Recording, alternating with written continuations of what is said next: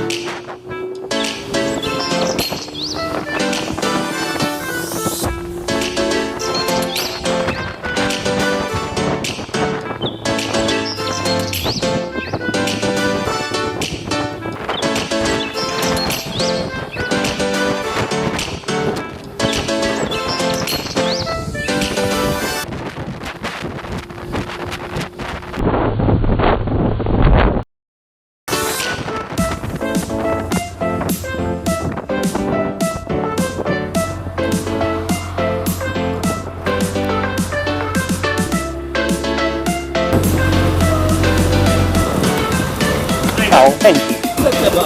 Andiamo dove dobbiamo andare, 25 partite. Grazie. Grazie.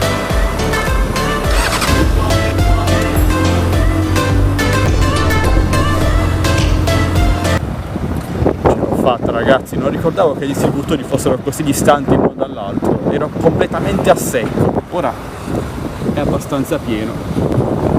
Siamo quasi arrivati.